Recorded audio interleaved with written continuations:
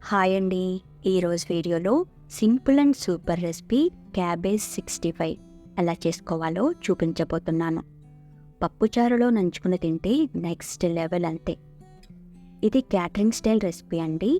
ఇంట్లోనే ఎలా చేసుకోవాలో చూద్దాం రండి. ముందుగా 1/2 కేజీ క్యాబేజ్ని తీసుకోండి. ఇలా సన్నగా చిన్నగా కట్ చేసుకోవాలని గుర్తుంచుకోండి. ఈ క్యాబేజ్ తురుములో రుచికి సరిపడా ఉప్పు, 1/2 టీ స్పూన్ పసుపు, 1/2 టేబుల్ స్పూన్ ధనియాల పొడి, 1/2 టేబుల్ స్పూన్ కారం. ఈ రెసిపీకి ఇది స్పెషల్ ఇంగ్రీడియంట్ అండి. 1/2 టేబుల్ స్పూన్ మటన్ మసాలా లేదంటే చికెన్ మసాలా వాడండి, రుచి అద్భుతంగా ఉంటుంది. 1/2 టేబుల్ స్పూన్ అల్లం వెల్లుల్లి పేస్ట్, 1/2 టీ స్పూన్ కంటే తక్కువ ఫుడ్ కలర్ నచ్చకపోతే స్కిప్ చేయండి. ఈ వీడియోలో చూపిస్తున్న విధంగా వేళ్లతో మొత్తం కలిసేలా కోట్ చేయండి. ఏమాత్రం ప్రెషర్ పెట్టొద్దు.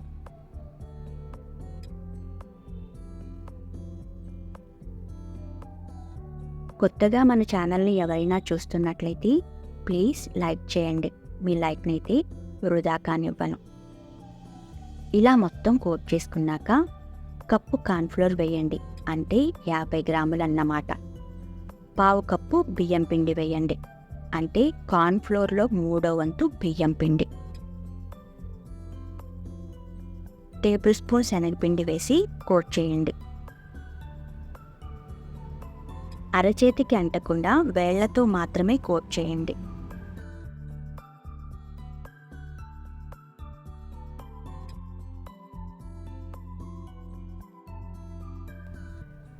ఆ తరువాత చేత్తో గట్టిగా ఒత్తుకుంటూ కలపండి.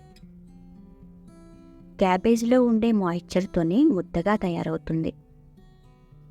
పిండి ఎంత ముద్దగా ఉంటే క్యాబేజ్ 65 అంత బాగా వస్తుందని గమనించండి.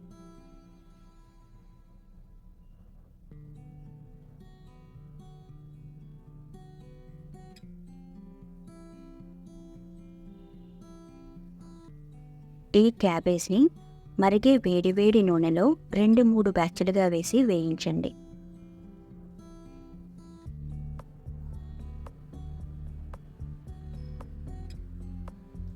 వేసిన వెంటనే గరిటెతో కలిపేయకండి. 2-3 సెకండ్లు అలా వదిలేయండి. ఫస్ట్ హై ఫ్లేమ్ ఉండాలి, ఆ తర్వాత మీడియం టు హై అడ్జస్ట్ చేసుకుంటూ ఫ్రై చేయాలి.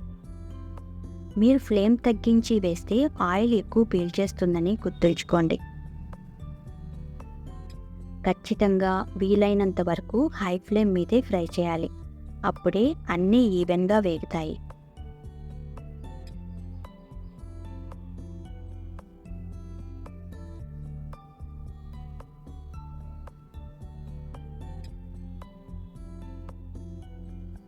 వేగిన వాటిని బౌల్లోకి తీసి పక్కనుంచండి.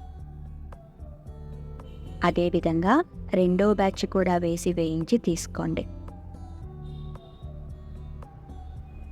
అదే కడాయిలో స్ట్రైనర్ నుంచి గుప్పెడి కరివేపాకు, 4 పచ్చిమిర్చి చీరికలు వేసి వేయించి తీసి 65లో కలిపేయండి.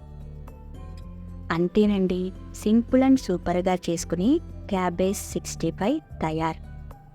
ఈ వీడియో మీకు నచ్చినట్లయితే లైక్ చేయండి, షేర్ చేయండి, సబ్స్క్రైబ్ చేయండి. Thank you.